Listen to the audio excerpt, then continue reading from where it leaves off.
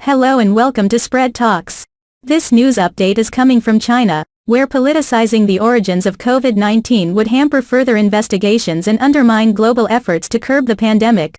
The Chinese embassy in the United States said after President Joe Biden ordered a review of U.S. intelligence about how and where the virus first emerged. Some political forces have been fixated on political manipulation and the blame game, the embassy in Washington, D.C. said in a statement on its website on Wednesday evening. The World Health Organization, WHO, is preparing to begin a second phase of studies into the origins of COVID-19, and China has been under pressure to give investigators more access amid allegations that SARS-CoV-2 leaked from a research laboratory in the city of Wuhan, where the first COVID-19 cases emerged in late 2019. China has repeatedly denied the lab was responsible, accusing the U.S. and other countries of trying to distract from their own failures to contain the virus. Biden said on Wednesday that U.S. intelligence agencies were divided about whether COVID-19 emerged from human contact with an infected animal or from a laboratory accident. Earlier this week, it was revealed that U.S. agencies were examining reports that 3 researchers at the Wuhan lab became so ill in November 2019 that they sought hospital care. We are starting to see a lot of converging streams of evidence that there hasn't been transparency from the Chinese government, Dr. Amesh Adalja,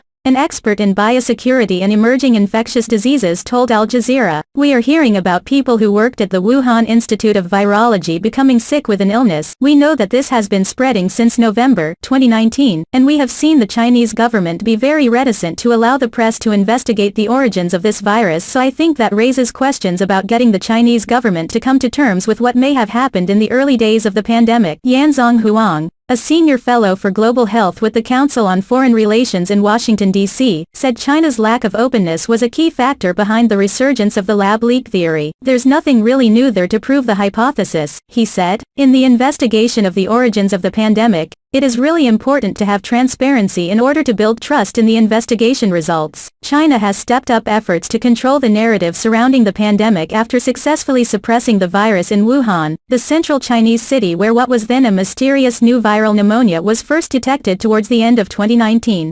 Whistleblowers, journalists and the families of those who died have come under pressure. Dr. Li Wenlang, an ophthalmologist who was one of the first to warn the public about the virus, was detained by police for spreading rumors. In December, citizen journalist Zhang Zhan, a former lawyer, was accused of picking quarrels and provoking trouble, and sentenced to 4 years in prison for her work in the early days of the outbreak. Others also face trial on similar charges. The Chinese embassy said it supports a comprehensive study of all early cases of COVID-19 found worldwide and a thorough investigation into some secretive bases and biological laboratories all over the world.